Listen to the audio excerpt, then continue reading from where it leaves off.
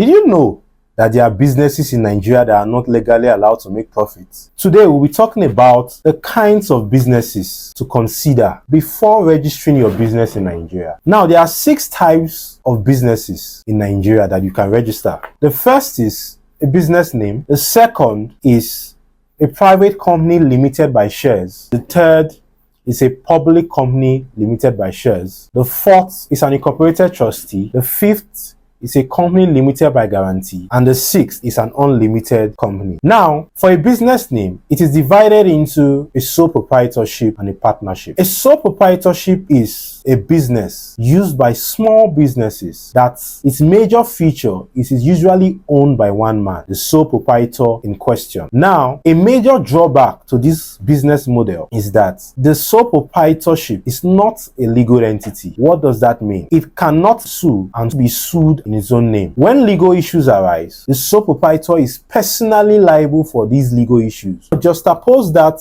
with a private company limited by shares. When legal issues arise, the company can be sued in its own name, while the people that run the company on a day-to-day basis will not be liable. That is the major feature of a sole proprietorship. Now, for a partnership, this business model is usually used by 2 to 20 persons coming together to form a business. It is usually used by small businesses, and a major feature is that it is not a legal entity. When legal issues arise, each partner is personally liable for the legal issue that has arisen. Just suppose that with, again, a private company limited by shares. When legal issues arise, the private company limited by shares can sue and be sued in its own name, while the people that run the company on a day-to-day basis are not personally liable for the legal issues that have arisen. Now, in using this business model, the partnership, a kind of business name, the partners are required to have a partnership agreement. That is a major feature of this business model. The second kind of business is a private company limited by shares. A private company limited by shares is usually used by small and medium-sized enterprise, tech startups, and private placement. Now, a major feature of a private company limited by shares is it has a minimum of 1 shareholder and a maximum of 50 shareholders. A private company limited by shares can sue and be sued in its own name. What does that mean? When legal issues arise, the company can sue as a person, and the people that run the company on a day-to-day basis are not personally liable for the legal issues that have arisen. Another business model is a public company limited by shares. A public company limited by shares is usually used by large-scale businesses that aim to rely on public investment. A major advantage of this business model is that the company can be listed on the Nigerian Stock Exchange and solicit for funds from the public. It has a minimum of 2 shareholders and an unlimited amount of shareholders, and also it has a minimum of 2 million for its share capital. The next business model we're going to consider is an incorporated trustee. An incorporated trustee is usually used by religious organizations, non-governmental organizations, and other forms of non-profits. The trustee is legally not required to make profit. A minimum of 2 trustees in order to run the organization. An incorporated trustee requires a formal constitution which defines its aims and objectives very clearly. The next business model we're going to consider is a company limited by guarantee. Now, this is very similar to an incorporated trustee, with the exception of 2 major factors. The first factor is that to register a company limited by guarantee, you need the consent of the Attorney General of the country in order to register this business model. And the second thing is that it uses guarantors as opposed to using shareholders. It is also used by non-profit, religious bodies, and non-governmental organizations. The last business model we're going to consider here is an unlimited company. Now, this business model is usually not used by individuals. Why? The reason is because people that use this business model are personally liable in an unlimited way when legal issues arise. Who want that, right? Yes, no one really wants to use that business model, so we can do away with that. So these are the 6 major kinds of business model to consider before registering your business with the Corporate Affairs Commission.